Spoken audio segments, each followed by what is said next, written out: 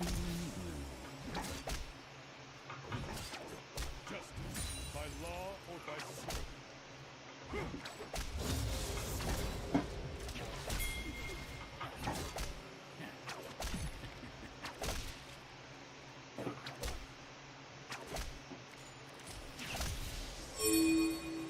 We fight for those who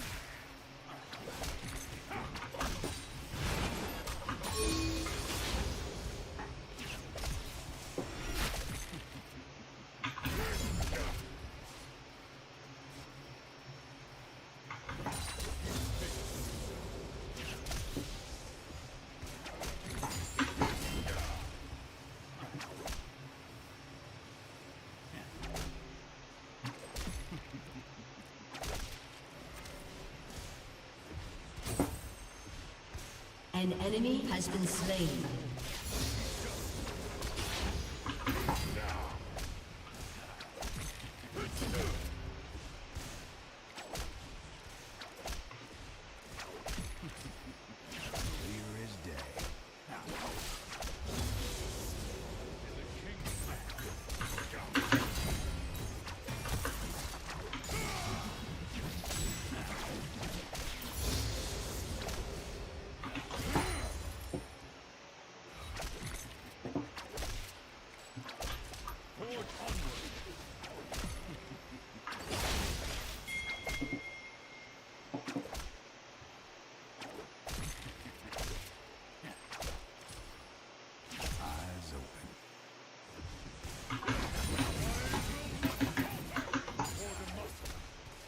An enemy has been slain. An enemy has been slain.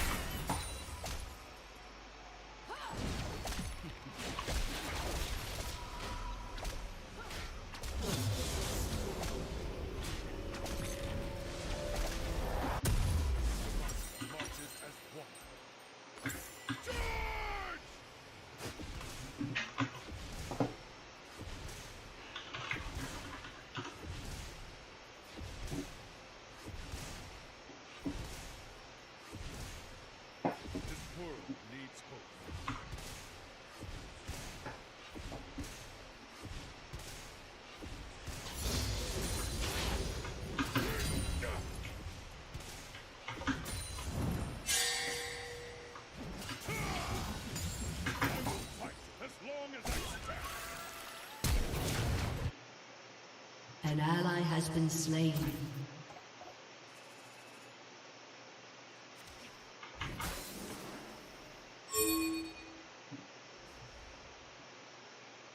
what we do is right.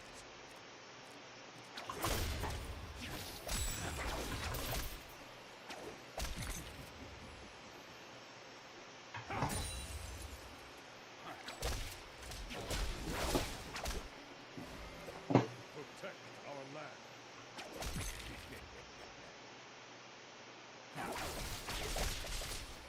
Eyes open.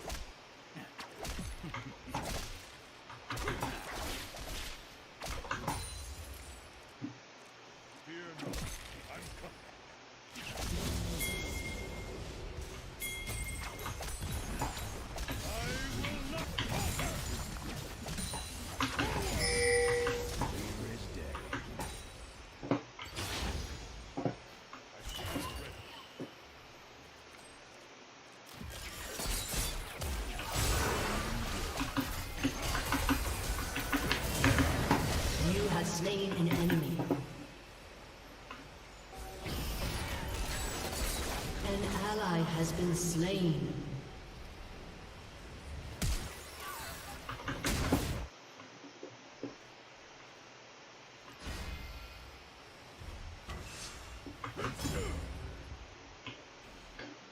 An enemy has been slain.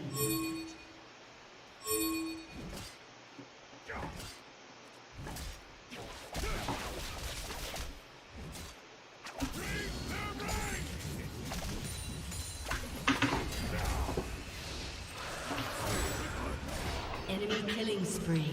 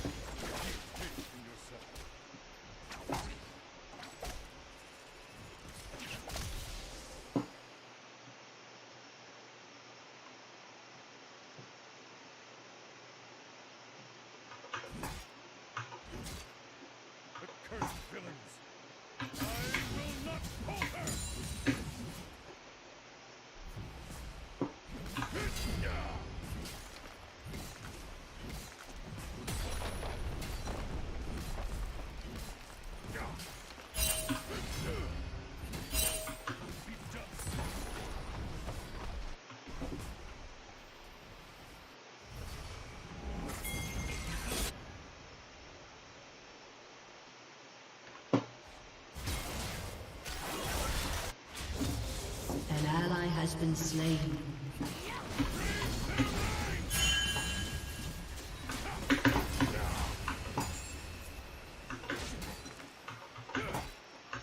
An ally has been slain. Forge onward.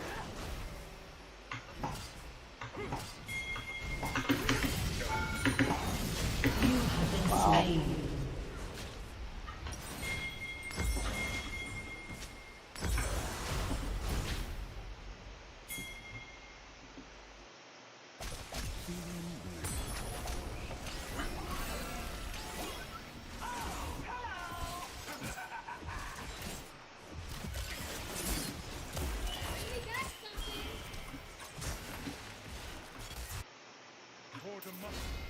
Enemy killing spree.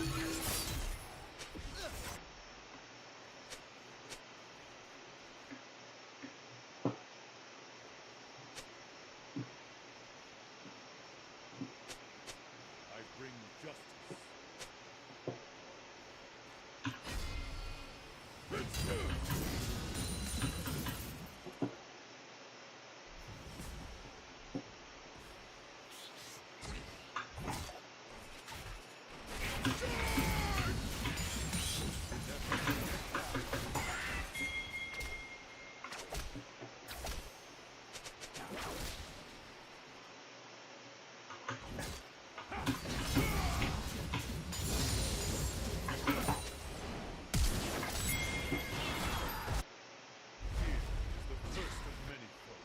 Enemy rampage. Shut down.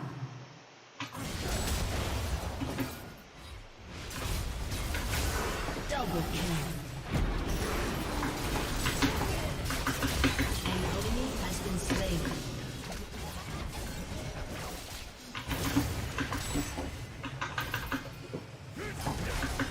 Shut down. You have been slain. An enemy has been slain.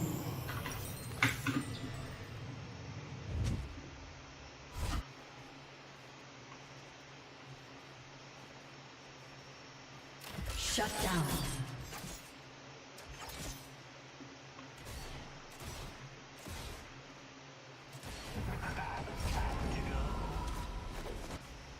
This world needs hope.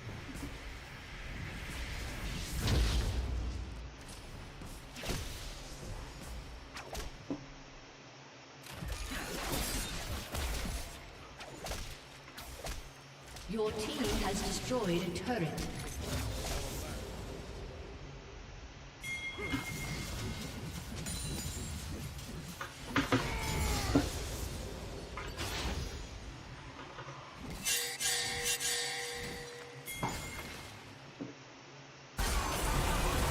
Fear not.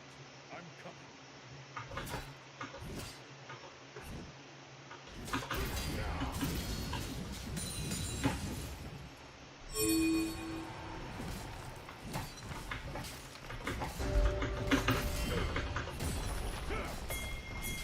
Stand ready.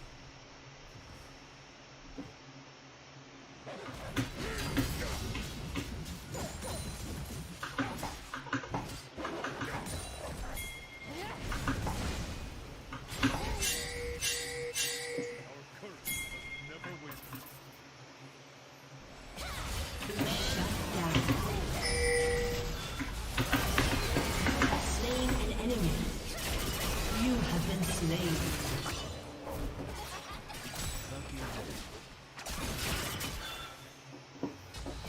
Rampage. Your turret has been destroyed.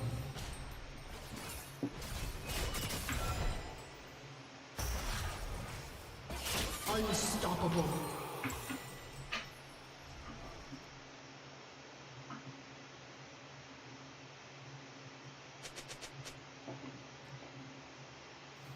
Our deeds shape the future.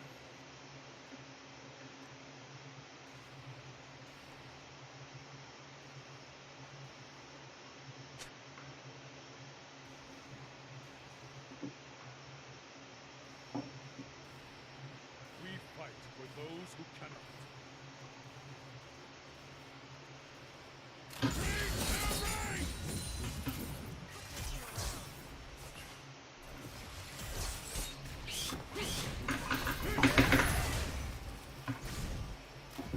Take from yourself.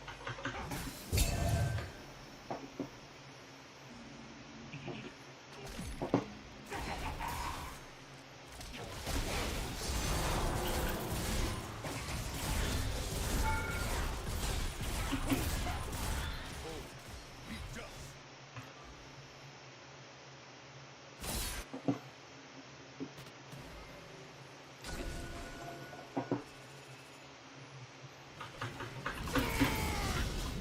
Your team has destroyed a turret.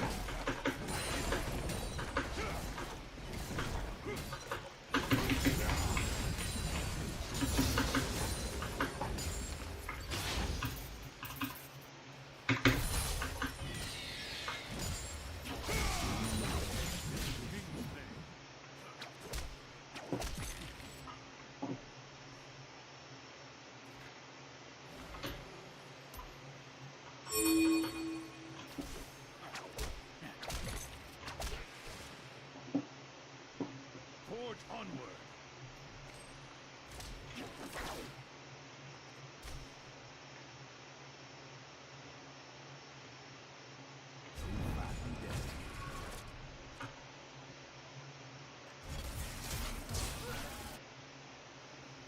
For the muscle.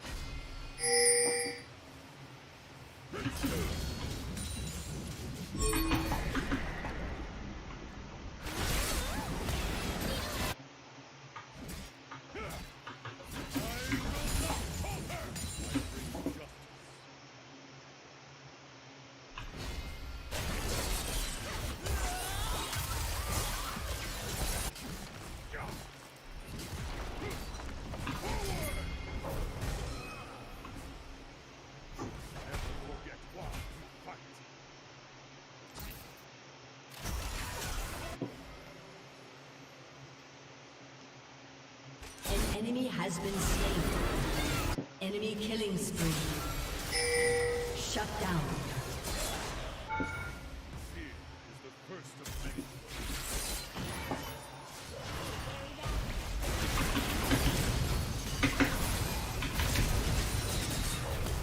been slain. An ally has been slain.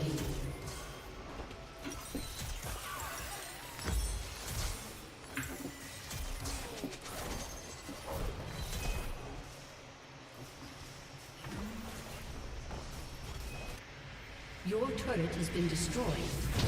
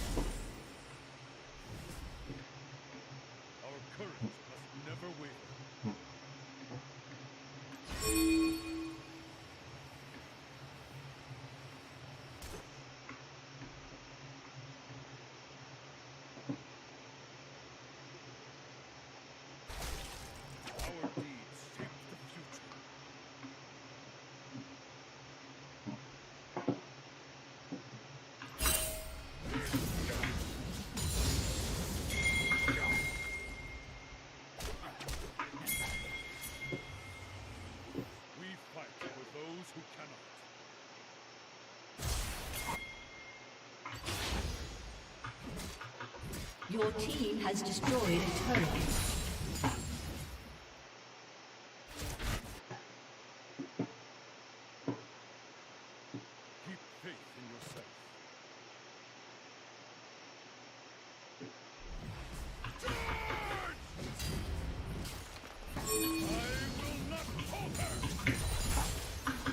Shut down.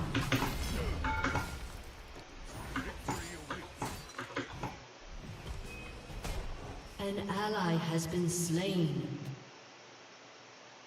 Enemy double kill. Enemy triple kill.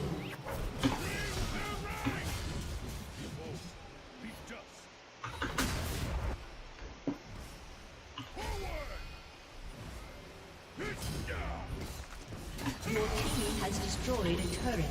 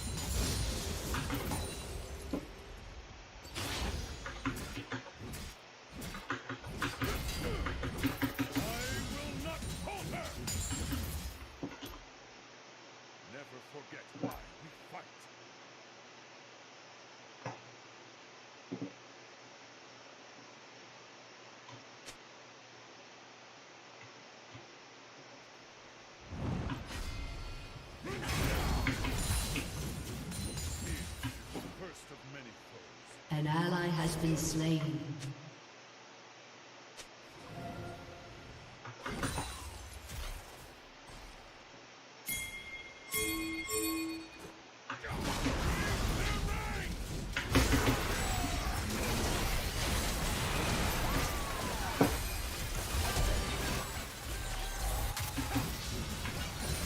An enemy has been slain.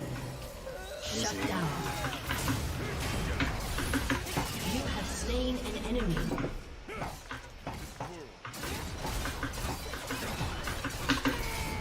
Your team has destroyed a turret. Your turret has been destroyed. An enemy has been slain.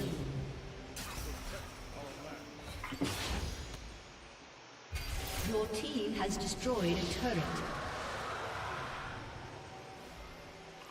Your team has destroyed a turret.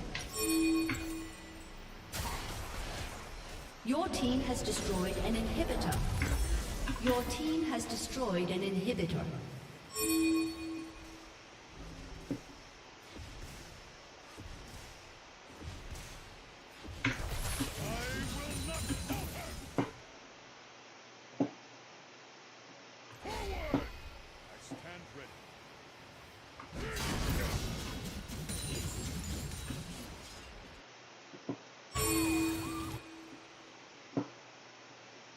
Shut down.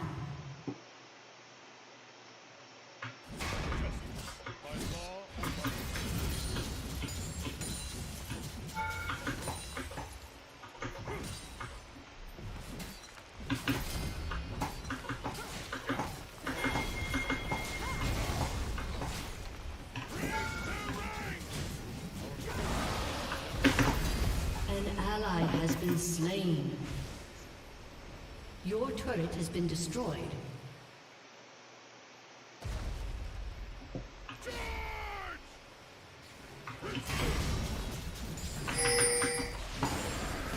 Your turret has been destroyed. Your inhibitor has been destroyed.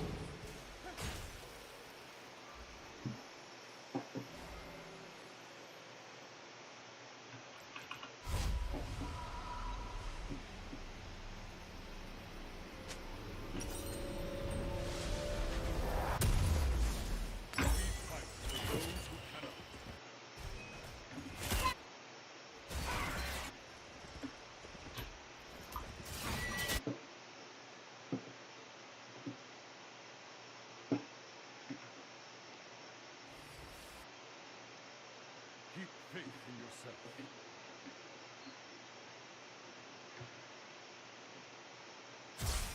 See if you can handle this.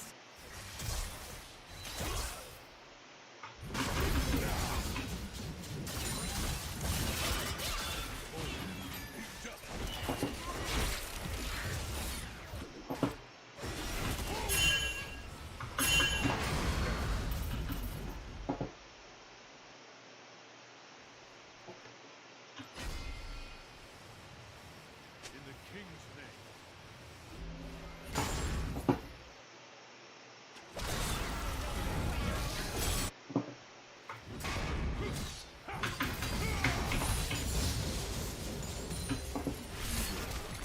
An ally has been slain.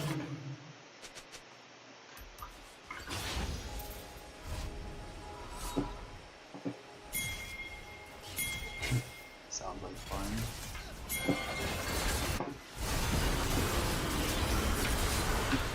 Killing spree. An enemy has been slain. Double kill. Triple kill. Double kill. Ace. An ally has been slain. Your team has destroyed a turret.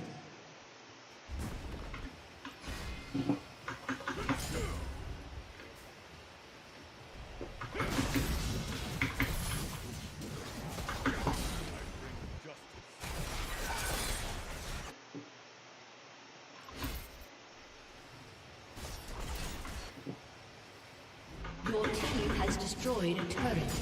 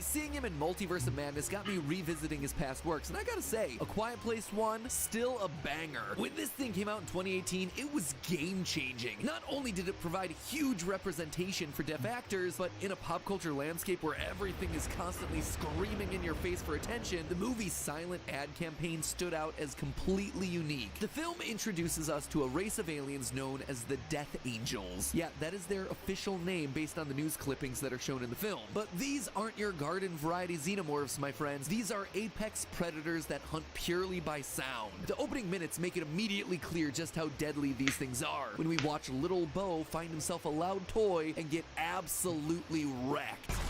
Come to think of it, these guys should probably team up with the invisible creatures from Bird Box and the Weeping Angels from Doctor Who. They'd be like an unbeatable sensory legion of doom. As a result of their sensitivity to sound, the world has become, as the title says, a quiet place. In order to survive, people walk on sand to muffle the sound of their footsteps. They use sign language to talk, and they play board games using fabric pieces because plastic pieces would be too darn loud. Hold up, is that? Are they playing Monopoly? If that is the entertainment that they have available, I don't know, I might be sacrificing myself to the Death Angels. The survivors have set up security systems that use fireworks as distraction mechanisms, and one of the few bits of relief that we and the characters get from the oppressive silence is when they go and visit a waterfall that allows them to safely shout. And you see, it's all of these details that make the world of this movie so darn good. The world feels really thought out, lived in. Like the people who've lasted this long have truly done their homework in order to survive. And then part 2 came out and threw most of that away, but you know, sequel. Anyway, I think at this point we've all seen at least one How to Survive a Quiet Place video, and the survival tips tend to amount to something like, live near the waterfall so the sound of the water covers you.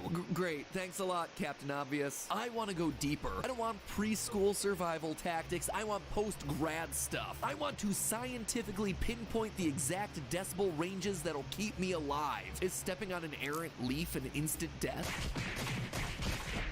Is going shoeless on a path of sand really necessary, or is it just there for dramatic effect? What happens if I have a really loud fart?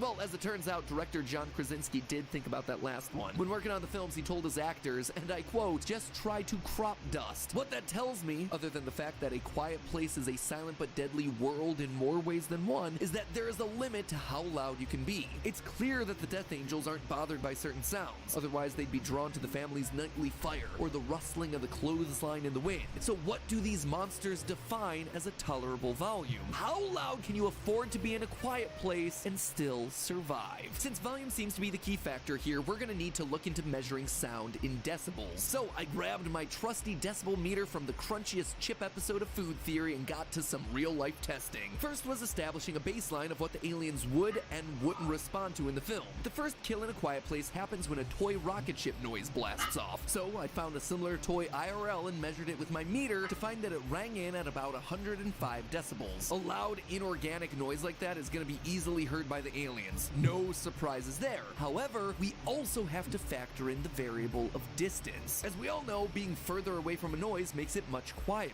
So the alien wasn't responding to 100 plus decibel sound, it was actually able to hear something much lower and immediately go on the attack. So how far away was the alien? Well, it took Bo out in roughly 30 seconds sprinting at what appears to be top speed. Based on the car chase sequence at the beginning of the second film, we can roughly estimate the distance that it covered. In that scene, an alien catches up to a 1975 Oldsmobile Delta 88 Royale after it's been floored for 8 seconds. That's a car that can go 0 to 60 in 11.9 seconds, meaning that these Death Angels can accelerate to a speed of at least 40 miles per hour just as quickly. Doing some quick calculations, it means that in order to hear the noise Bo's rocket ship made and reach him in time, the creature was at most 1,758 feet or 535.8 meters away. Now, 1,700 feet might seem like a long way off. However, according to to a noise attenuation calculator, even at that extreme distance, the noise would still clock in at 54 decibels. That is data point number 1. Another attack happens in the first movie when Evelyn steps on a nail and drops a glass picture frame. Here, we don't get a sense of the alien's distance, but real-world testing shows that glass breaking would clock in around 90 decibels. In other instances, a metal silo door opens, which would be around 100 dB, shotguns are fired, which is about 150 dB, and fireworks are used as a distraction,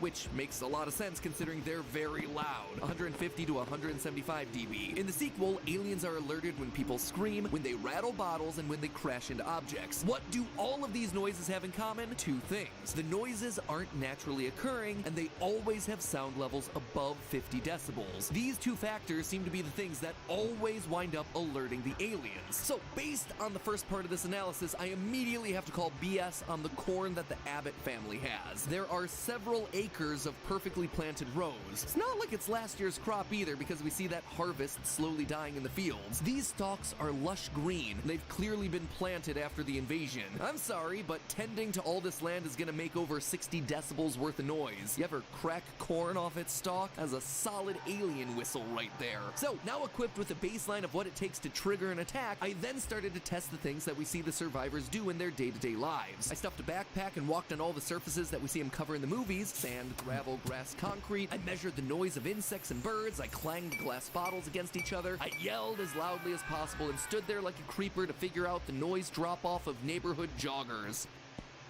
Don't mind me, I'm just recording how loud you are for a YouTube video. By the way, would you help me find out how loud getting a leg stuck in a bear trap would be?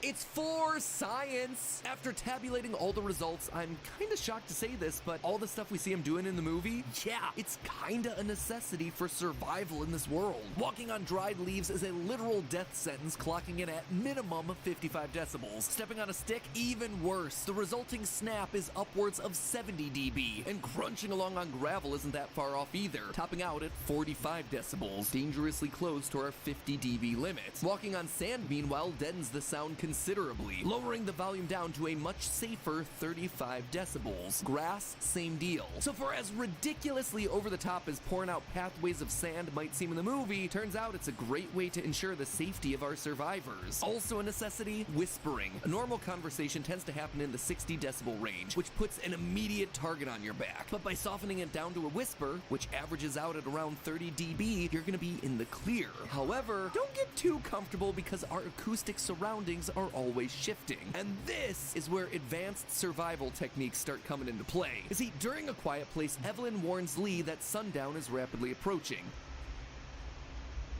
Watching the movie, I, and I think the rest of the audience, assumed that this warning was because it's easier to travel during the day. Trails through the woods are home to routes and uneven roads that are begging for people to trip on them at night. And while that's certainly a big threat, one additional thing that most people wouldn't think about here is that sound travels further at night. You see, under normal conditions, the sun heats the earth, which means that during the day, warm air tends to be near the surface and cooler air tends to be at higher elevations. Sound waves travel faster in warm air and tend to move towards cooler temperatures. It's a bit of an oversimplification, but roughly that's how it works. As such, during the day, most sound refracts upwards into the sky and quickly disappears amongst the clouds. However, at night, or when there's dense cloud cover, a temperature inversion occurs. Cooler air stays near the Earth's surface, and the warmer air is found at higher elevations. Now when a sound happens, that sound wave is refracted back down towards Earth. It doesn't want to pass from cool air to warm up the clouds. The effect is that sounds can now be heard much more clearly over longer distances at night. So that's Survival Skills 301. Do all your business during the day. Also, I know you want to live close to water, but it might not be smart to live extremely close to a lake. During the nighttime hours, the colder water causes a natural amplification that allows the sound waves to travel further. Thus, while it's certainly smart to live near a water source, you just gotta make sure it's a running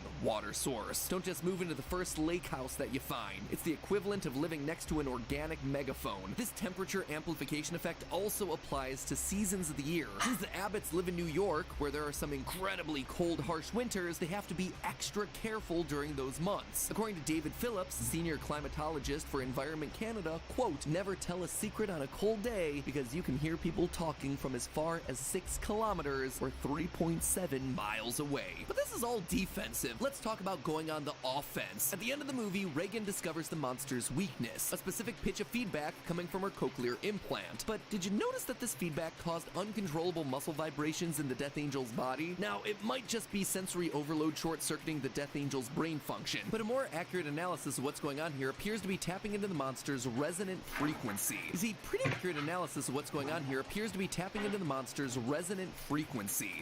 much every material has a natural frequency that it likes to vibrate at. When subjected to this frequency, the natural vibrations of the material are at their most extreme. In scientific terms, the amplitude of the vibration is at its peak. So if you can manage to hit a material with its specific resonant frequency loud and long enough, it'll vibrate so violently that it'll eventually break. This is how opera singers are sometimes able to shatter glassware. Now, most living things are made up of numerous soft organic structures with varying resonant frequencies, which makes it hard to weaponize sound. But the Death Angels just so happen to be covered claw to fang in a singular dense armor-like material, and Regan's cochlear implant tapped into exactly the right frequency. So now the question is, what frequency are we talking about? Listening to the scenes where this technique is used in both Quiet Place 1 and 2, you can tell that the pitch actually shifts quite a bit.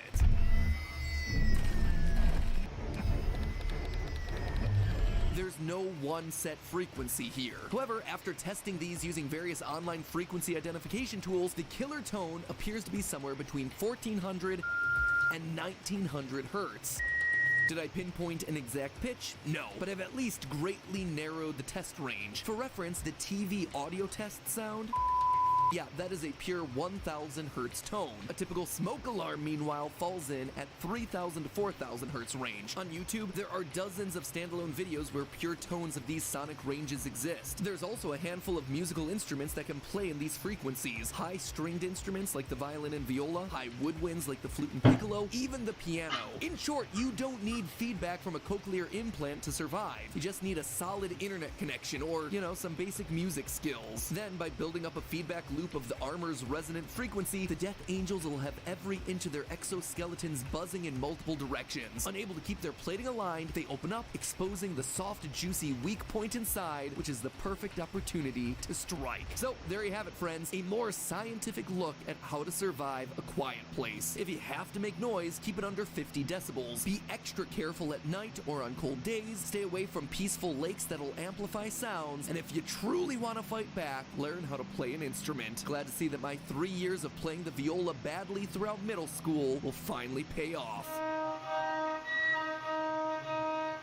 But hey, that's just a theory. A film theory. And cut.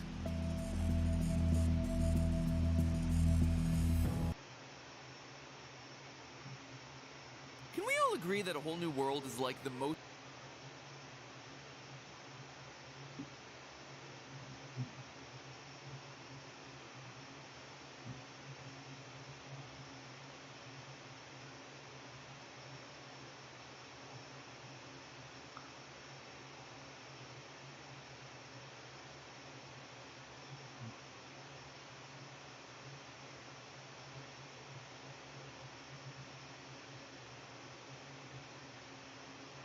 This is how you make Beast Fries and Mr. Beast Burger. We start out by throwing fries into the fryer, and then we need to fry up some onions. So we sit some chopped onions onto the grill and throw on 2 slices of cheese. And then once our fries are done, we throw on some special seasoning and just toss it all around. Now, once the cheese is melted on top of the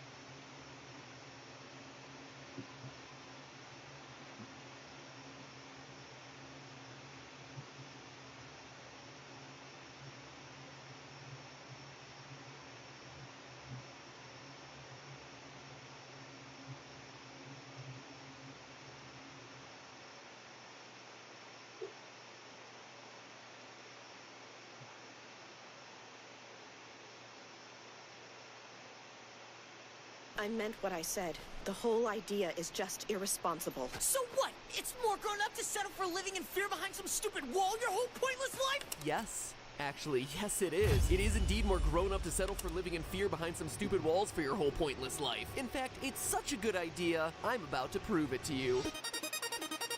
Terrific Eaten Alive Tube comedy gold right there, ladies and gentlemen. Now, for those of you who are unfamiliar with Attack on Titan, it's all about a society that builds a huge wall around itself to keep out the unwanted. I will build the greatest wall that you've ever seen.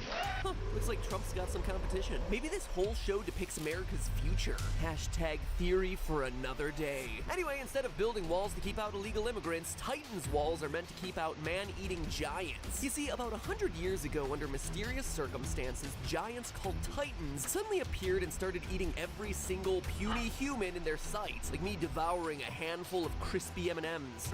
So crunchy. The remnants of humanity fled, retreating into a fortress protected by 3 huge walls.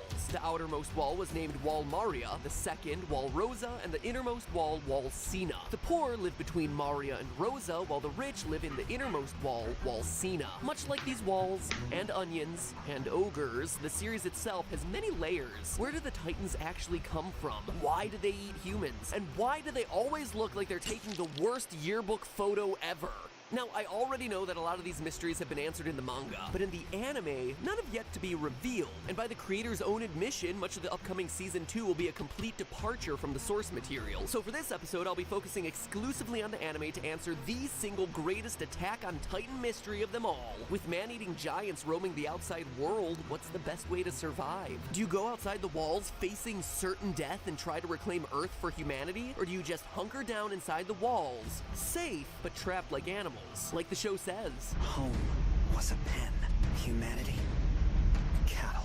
Honestly, it's a dilemma that's on every character's mind in the series. As early as the first episode, we see the show's hero Kirito, sorry, I mean Eren, American voice actors get me all confused, fight with his mother over which option is the right choice. So what? It's more grown up to settle for living in fear behind some stupid wall your whole pointless life? Then a couple minutes later, his mother gets eaten like popcorn shrimp, putting that argument to bed pretty quickly. But it begs the question, which option is best? Are Eren and the rest of the show's heroes fools to risk their lives outside of the walls when they could just lay back inside the walls and chill? Hashtag wall and chill? Now, I already know what you're thinking. Why is he using the American voice dubbing? It sucks. What are you saying? After everything we saw that day, after what happened to my mom? And I'm so triggered about that Kirito joke. SAO is like the cancer of anime, and American voice dubbing still sucks. Okay, let's all calm down there. Come on, you're being very undude. People listen to these videos, so I gotta make sure that the important quotes are in English and not subbed, alright? And regarding the SAO hate, whether you love it or you hate it, there's one thing that we can all agree on, at least it's not Skelter Heaven.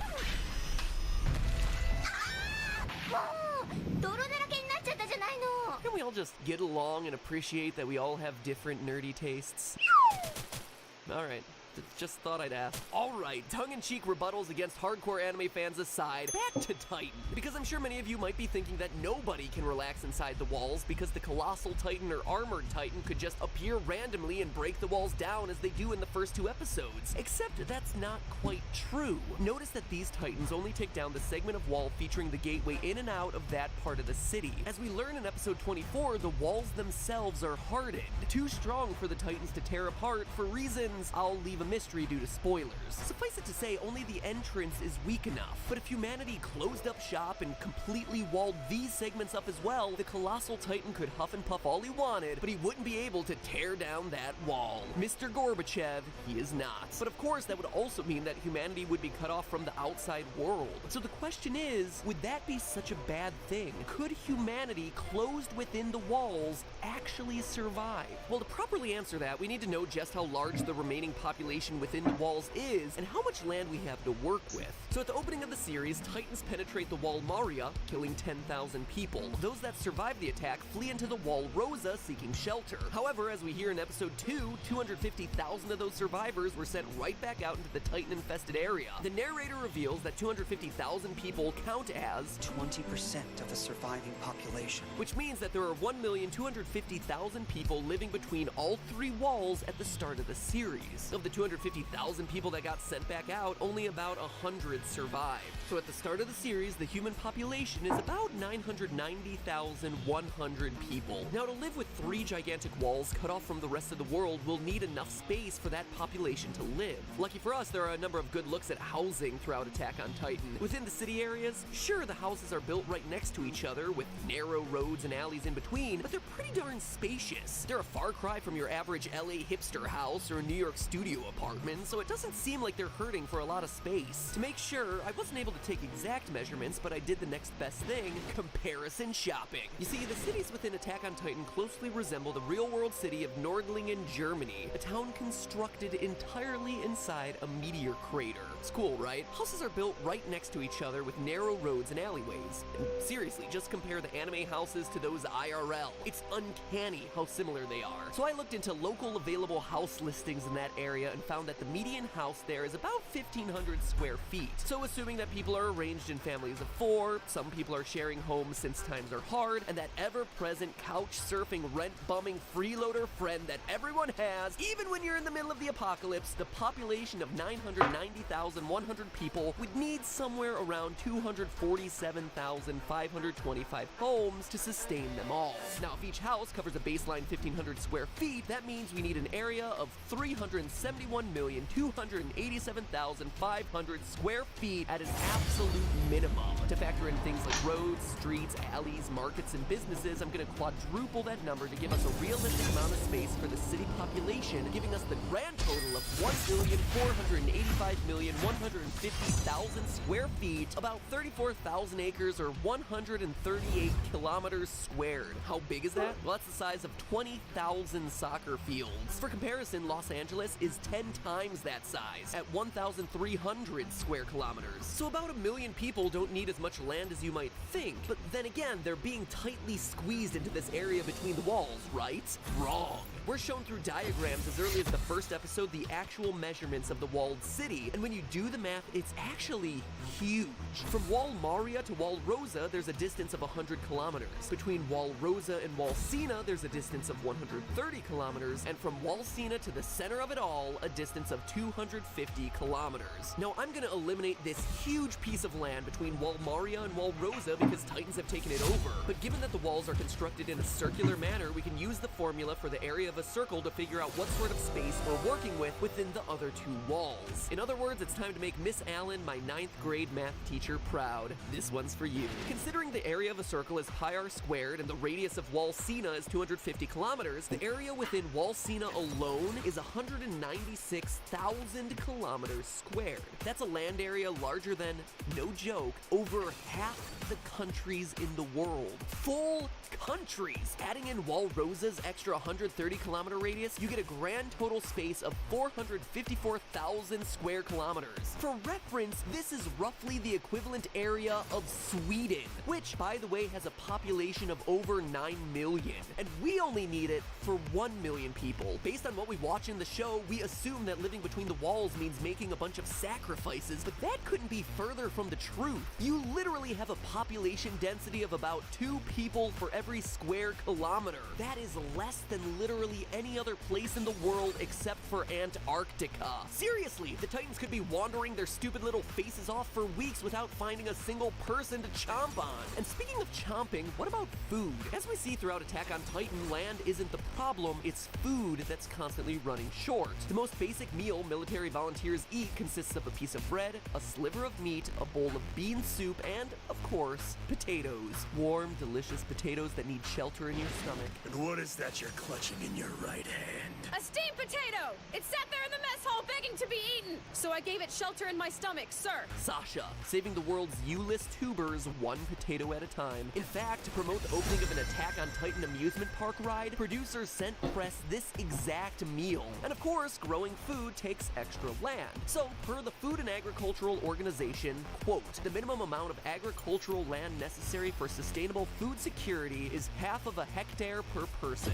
Who knows how much a hectare hectares, it converts to 0.005 square kilometers or 1.2 acres per person per year. This means to support the entire population of 990,100 people, you'll need an additional area of 4,950.5 square kilometers. Compare that to the total amount of area within the wall, and we still have more than enough space to grow crops for the entire population and then some. But the challenges keep coming since, as we discover in the second episode, a lot of the space is actually a wasteland unable to grow crops. Oh, the show is trying to get me to force these kids outside of the walls so hard. Unfortunately, it's never shown how much area this wasteland takes up, but if you adhere to the two most prevalent theories about where this story takes place, it's either in Germany or North America. And based on that information, we can calculate the percentage of farmable land, which in Germany is 34.1% and in North America is 11%. So let's take the absolute worst case scenario and conclude that only 10% of the available area within the walls could be used to cultivate crops and livestock. That still leaves us with about 45,000 square kilometers, nearly 10 times more than we need for the current population. In fact, with that amount of farmable land, you could sustain a population close to 9 million people. Go figure, it's the population of Sweden again. Has anyone actually taken the time to look into the possibility that this show actually takes place in Sweden? Pewds, you're Swedish, give us the lowdown. Attack on Titan, remind you of your home at all? Giant Mr. Goodbody is wandering around invading your Swiss chalets? I don't know. Long story short, there's more than enough space just within the inner two walls to both feed and house the surviving humans, even if 90% of the land is completely useless as farming. Which brings us last, but certainly not least, to repopulation. The old bow chicka bow wow. Fire up some Barry White because the human race has to resurge somehow. I mean, it'll be pretty gross considering everyone will reek of bean soup. According to census data, populations tend to grow at about 1.1% per year, which means if we plug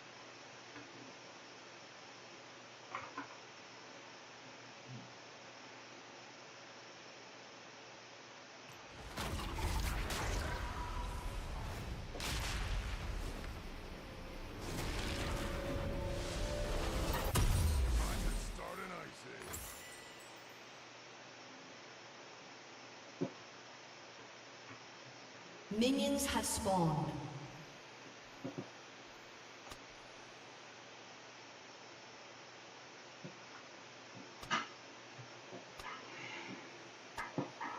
I'm the troll with the plan.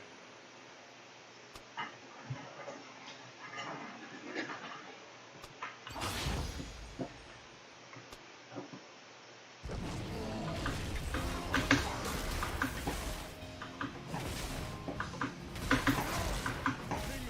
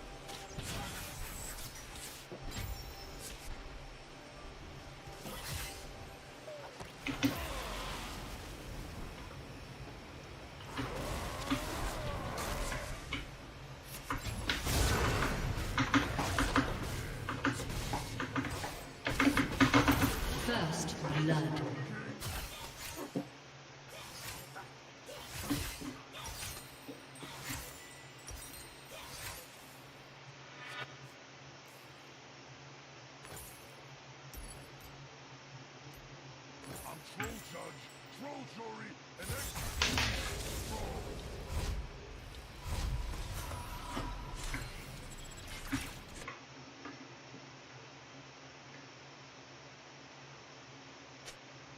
An ally has been slain. An enemy has been slain. Double kill.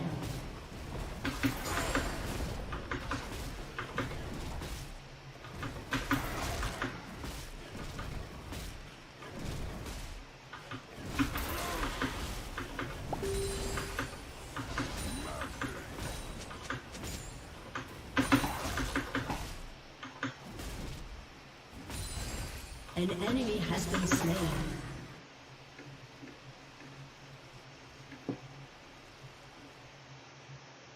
You can never back.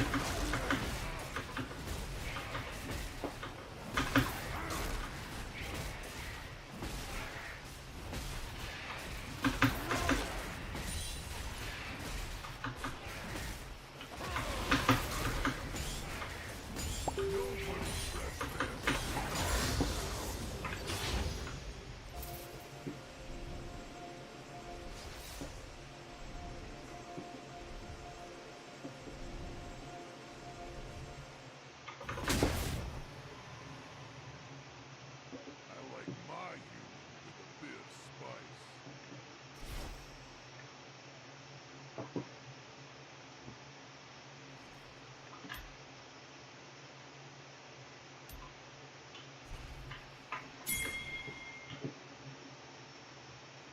The Freljord is mine!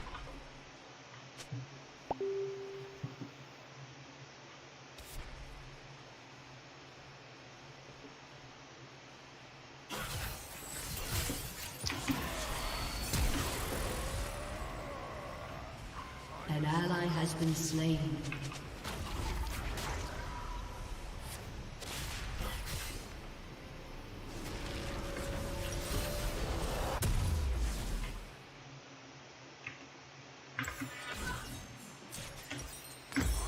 Roll with the flag.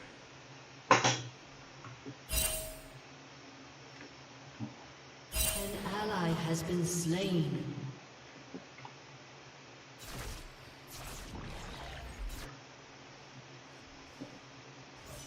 King of Trolls coming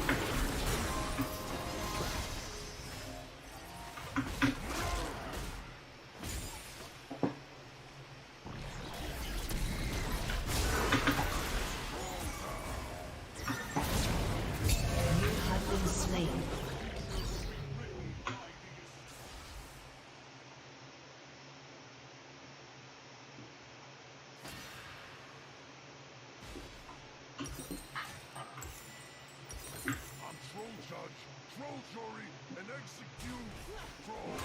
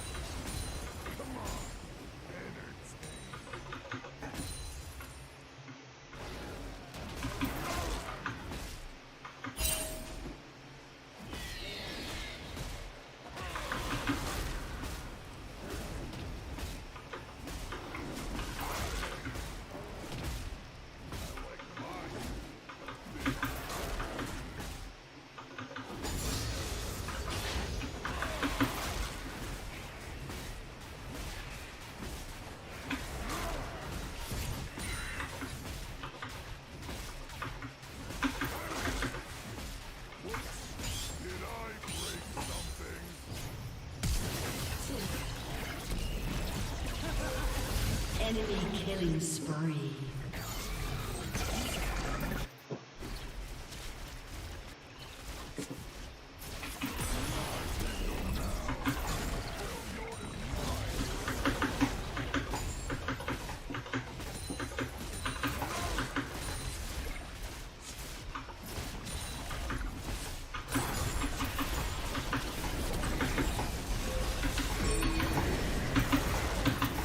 Enemy rampage.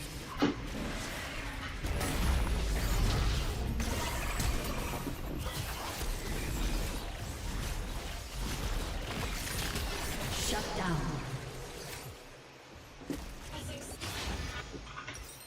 Time to start an ice age.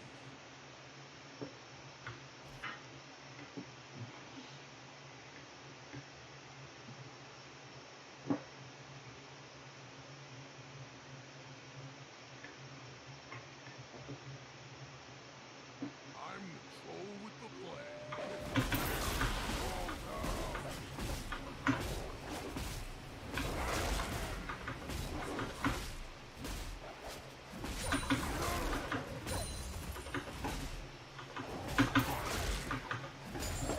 King of trolls coming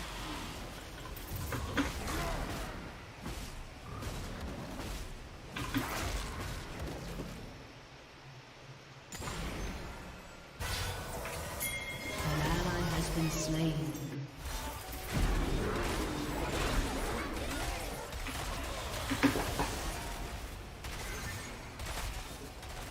Your turret has been destroyed.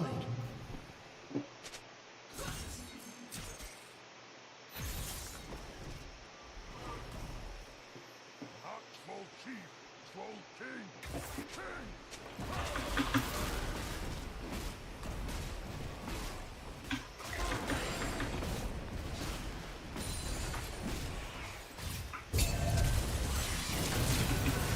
Shut down. An ally has been slain. An ally has been slain.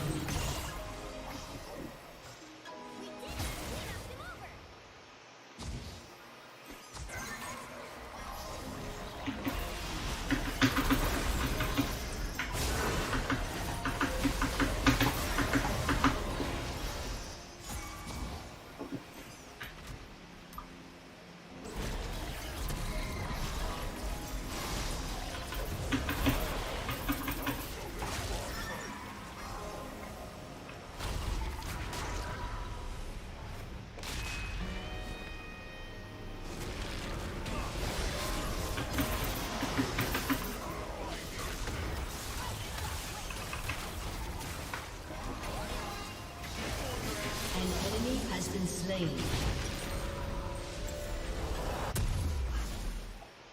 I'm troll judge, troll jury, and execute troll.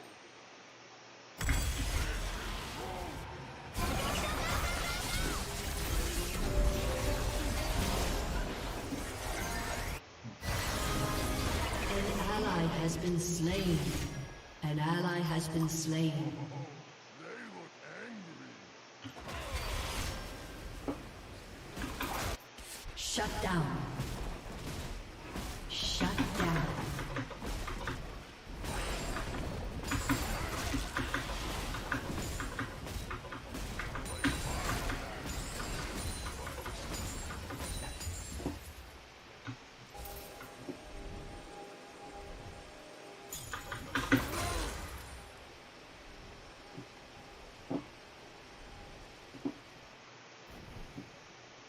This will only hurt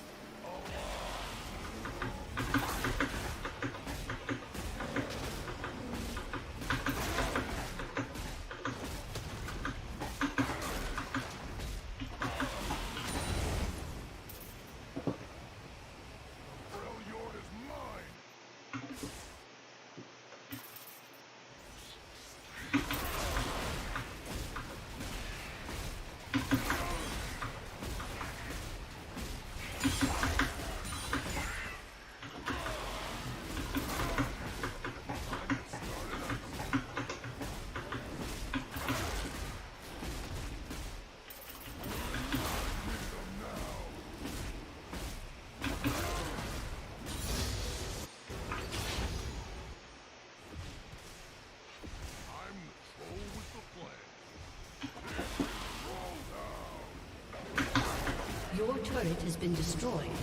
King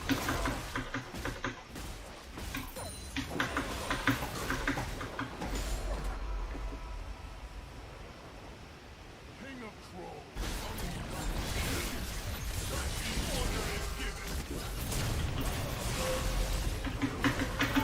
An ally has been slain. You have slain an enemy.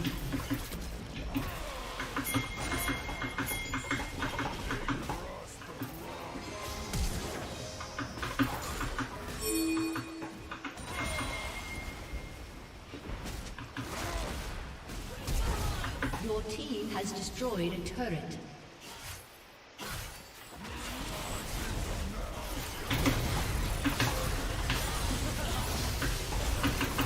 You have been slain. An ally has been slain.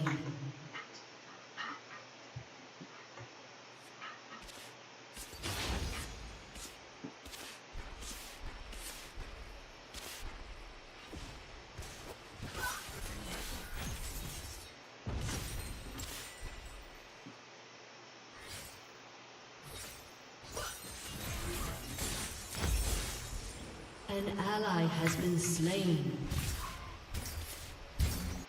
The trolls are going Enemy double kill.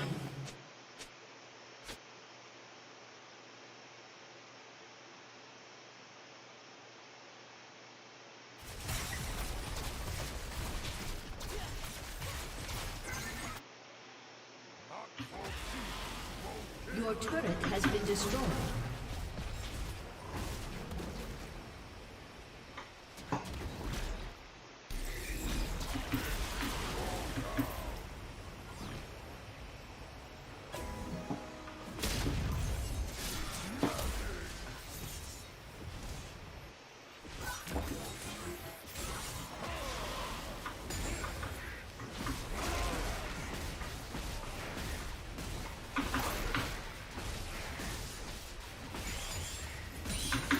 back something too many times.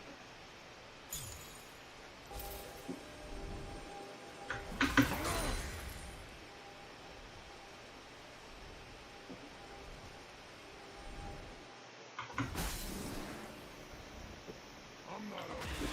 They're about to.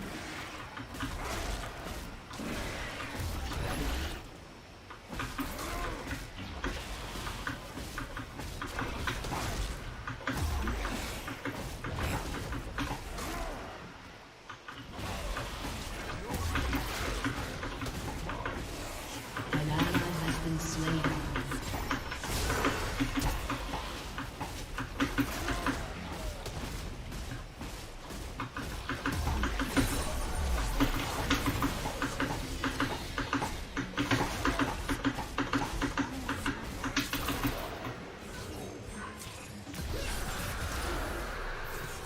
You have been slain. An enemy has been slain.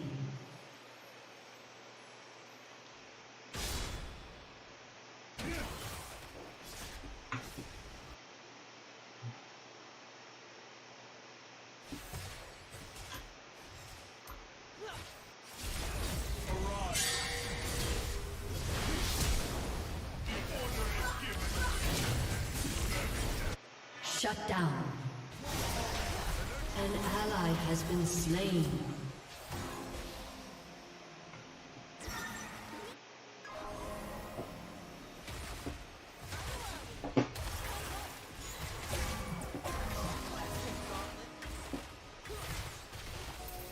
Your team has destroyed a turret.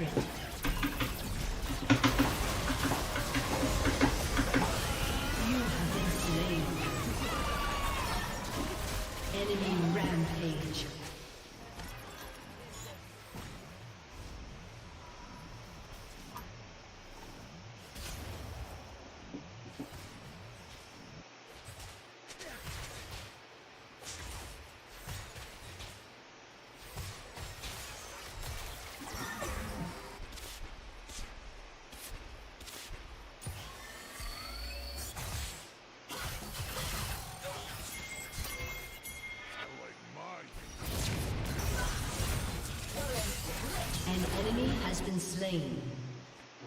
turret has been destroyed. An ally has been slain.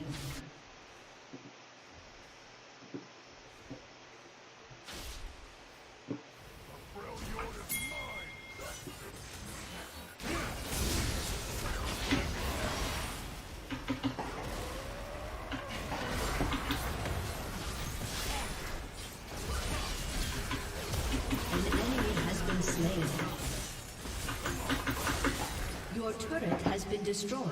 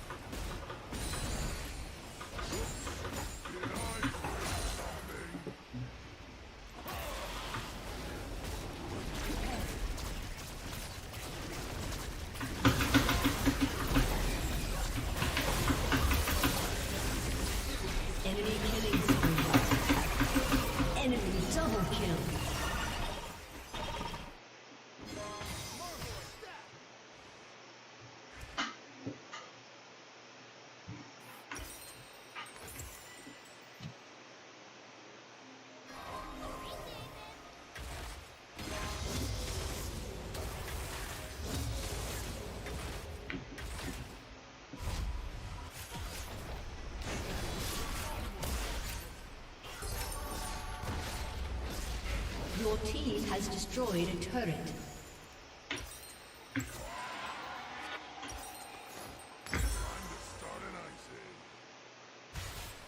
Your turret has been destroyed.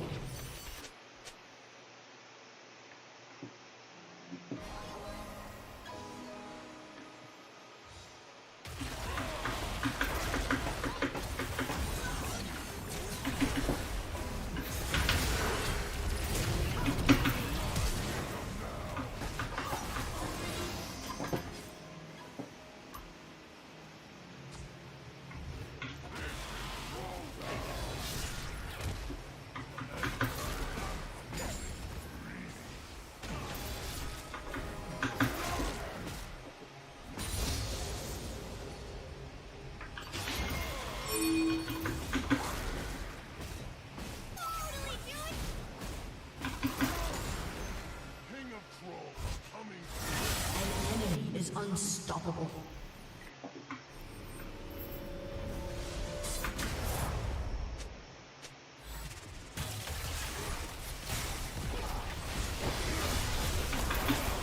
Your turret has been destroyed.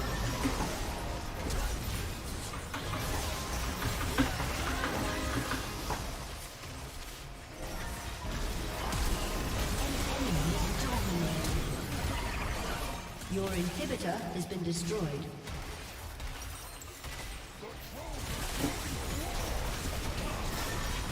Your turret has been destroyed.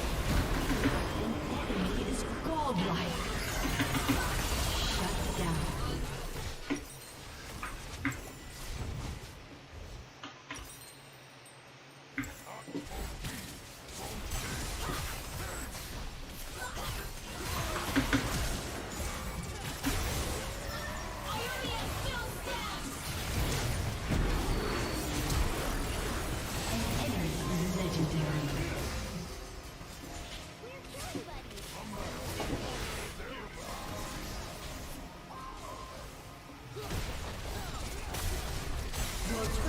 Been destroyed.